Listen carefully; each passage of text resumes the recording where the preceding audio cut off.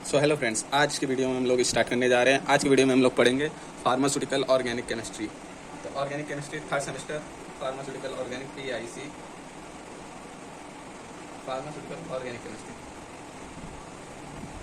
Organic chemistry semester third, B.Pharm second year.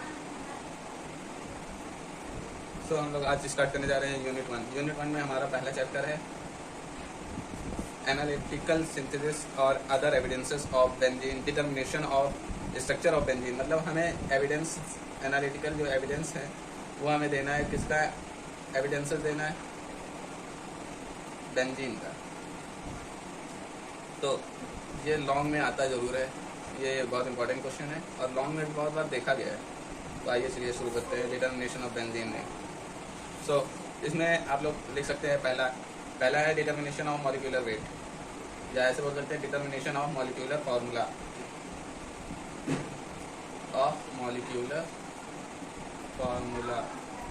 पहले आपको बताना होगा कि मॉलिक्यूलर फार्मूला कैसे आया। किसका? बेंजीन का। यहाँ हम लोग बात कर रहे हैं बेंजीन की।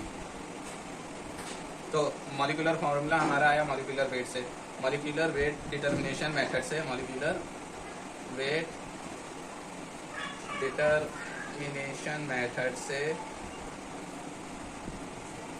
हमारा मॉलिक्यूलर फार्मूला आया। Molecular formula of benzene was determined. हमारा फार्मूला क्या आया? फार्मूला आया C6H6। अब आप लोग ये लोग अपनी भाषा में बढ़ा के लिख सकते हैं कि with the help of molecular weight determination method we find out the molecular formula of benzene that is C6H6।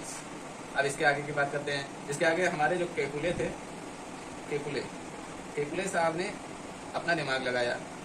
उन्होंने देखा 6 कार्बन है 6 हाइड्रोजन है, तो उन्होंने उसके मेथड से 3 अपने स्ट्रक्चर दे दिए। इसके मॉलिक्यूलर वेट को देखते हुए उन्होंने 3 स्ट्रक्चर दे दिए। सो केकुले ने अपने 3 स्ट्रक्चर दिए। उन्होंने दिमाग लगाया 6 कार्बन है 6 हाइड्रोजन, तो उन्होंने स्ट्रक्चर याद करने की टेक्निक बता रहा हूँ। 6 कार्बन और 6 हाइड्रोजन, 3 दिन 6, 3 स्ट्रक्चर दिए, तो 3 बार ऐसे ऐसे लिख लिए। अब सबको सिंगल बॉन्ड से पहले जोड़ दिए। अब एक में ऐसा करिए कि ट्रिपल बॉन्ड लगा दिए। अल्टरनेट बॉन्ड लगाने के बाद सबकी वैलेंसी को फुलफिल कर दिए। जैसे देखिए एक यहाँ है तो कार्बन से 4 वैलेंसी लगती है, 4 हाइड्रोजन, 3 यहाँ दे दिए, 4 हो गए, इसके 4 हो गए, इसके 4 हो गए, इसके 4 हो गए, इसके 4 हो गए, इसके बचे 6। देखिए आप लोग देख सकते हैं पूरा वैलेंसी फिल है, पूरा एक स्ट्रक्चर बन गया हमारा।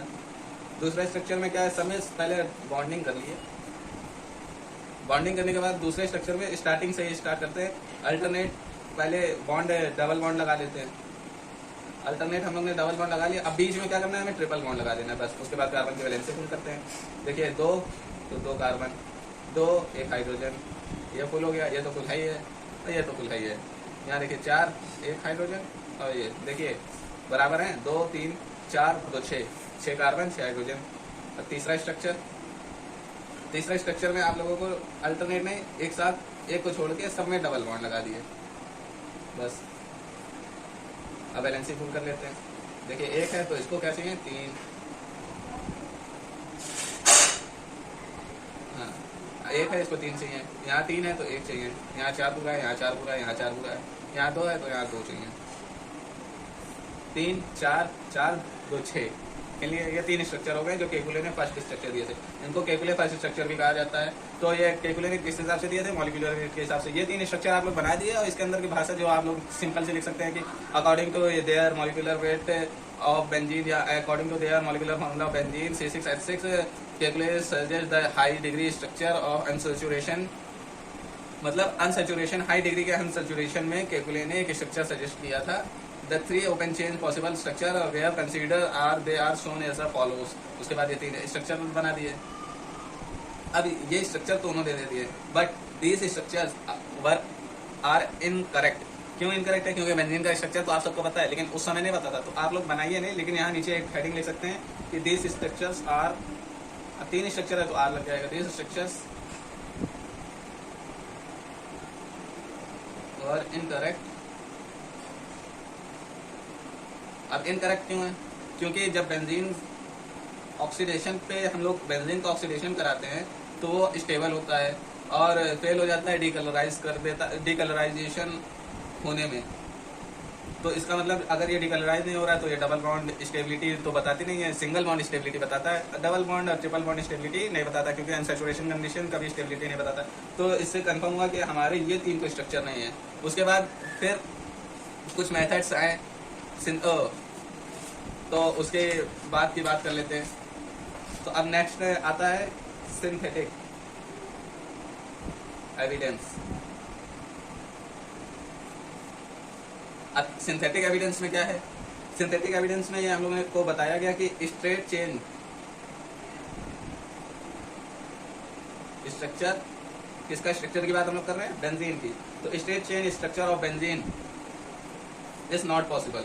अब भाई इतनी बड़ी बात आदमी ऐसे तो कह नहीं सकता, इसके लिए आपको कुछ बताना पड़ेगा क्यों नहीं पॉसिबल है भाई। स्ट्रेट स्ट्रेन स्ट्रक्चर केकुले ने तो स्ट्रेट स्ट्रेन स्ट्रक्चर दिया पूरा, तो इसके लिए तीन चीजें आई जिसको हम लोग कहते हैं, या तो कह सकते हो कि अनसैचुरेटेड टेस्ट भी कह सकते हैं, लेकिन तीन चीजें हैं।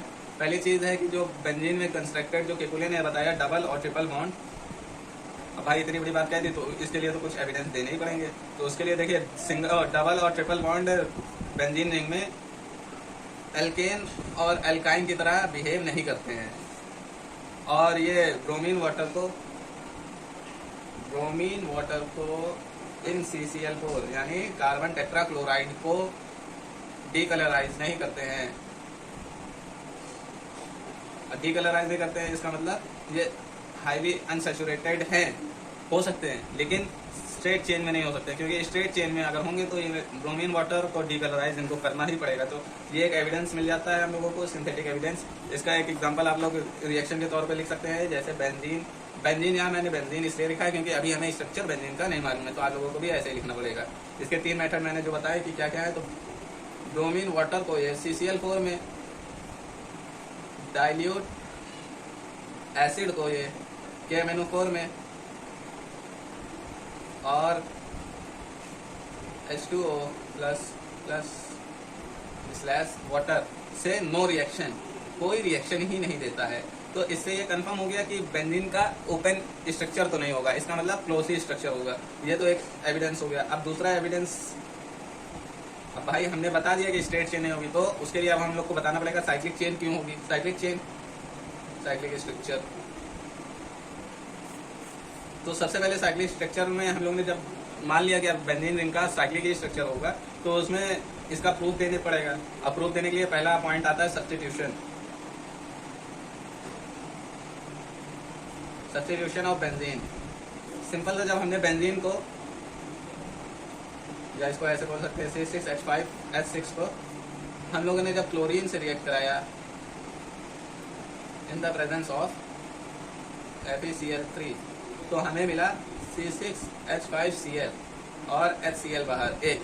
ऐसे ही हम लोग ने जब पूरा इसको क्लोरीन से रिएक्ट करा, हम लोगों ने जब इसको और कंपाउंड से कराना शुरू किया, C6H6 को नाइट्रो से कराया, नाइट्रेशन रिएक्शन की, इस पर जब नाइट्रो ग्रुप अटैक किया HNO2 तो C6H5NO2 plus H2O।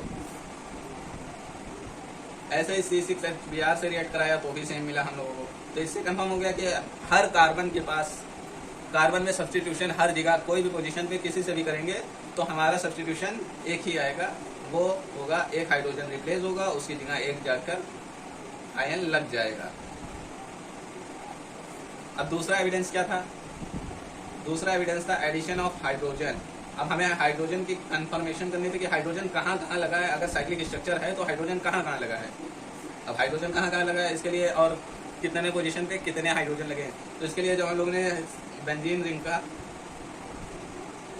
Reduction reaction कराया एट 150 डिग्री टेम्परेचर और प्रेशर पे, तो हम लोगों को साइक्लोहेक्सेन मिला। तो इससे कंफर्म हो गया कि बेंजीन रिंग में साइक्लिक स्ट्रक्चर के हर कार्बन के पास एक एक हाइड्रोजन है। ये कंफर्म कर देता है कि इस कार्बन के पास 3 डबल बॉन्ड और डबल बॉन्ड और हर कार्बन के पास एक एक हाइड्रोजन है। या सिर्फ ऐसे बोल सकते हैं कि 3 double bond they confirm the cyclic structure and 3 carbon carbon double bond, या ऐसे लिख सकते हैं आप। फिर इसी के हिसाब से केकुले ने, जब ये पूरी बात हो गई तो केकुले ने फिर आए भाई, केकुले साहब कहाँ रुकने वाले हैं, केकुले तो केकुले हैं। केकुले ने अपना दूसरा स्ट्रक्चर दिया, या इसको कह सकते हैं Kekule second structure of for benzene. तो केकुले ने इस बार अपना सेकंड स्ट्रक्चर दिया। अब भाई उन्होंने देख लिया सब्स्टिट्यूशन हो रहा है, हर हाइड्रोजन निकल रहा है तो हाइड्रोजन की प्लेस भी फिक्स है। एडिशन ऑफ हाइड्रोजन किया, हाइड्रोजन अगर ऐड कर रहे हैं तो 3 डबल बॉन्ड की फिक्स कर दे रहे हैं। तो उन्होंने कॉन्जुगेशन में एक बनाया और सबको हाइड्रोजन दे दिया। ये केकुले ने अपना स्ट्रक्चर दे दिया। उसके बाद बीतती गई, उसके बाद टाइम गुजरा, फिर आया ऑर्बिटल पिक्चर, माइक्रोस्कोप का ज़माना आया। माइक्रोस्कोप में हम लोगों ने जो बेंजीन को देखा, उसके ऑर्बिटल स्ट्रक्चर को देखा। तो बेंजीन का ऑर्बिटल स्ट्रक्चर कुछ इस प्रकार का है, रुकिए मैं दिखाता हूँ। ये देखिए, आप लोग देख सकते हैं बेंजीन का ऑर्बिटल स्ट्रक्चर। इसमें ये देखिए 1 carbon, 2 carbon, 3 carbon, 4 carbon, 5 carbon, 6 carbon, 1 hydrogen, 2 hydrogen, 3 hydrogen, 4, 5, 6, numbering कर दूँ 1 2 3 4 5 6, 1 2 3 4 5 6। फिर कार्बन कार्बन से sp2 sp3, ये आप लोग देख सकते हैं। ये ऑर्बिटल पिक्चर है, यहाँ पर आपको अच्छे से समझ में आएगा। ये कार्बन sp2 हाइब्रिडाइज है, ये सारे कार्बन sp2 हाइब्रिडाइज है। आप लोग अगर नोट्स बनाना चाहते हैं तो आप लोग नोट्स भी देख सकते हैं।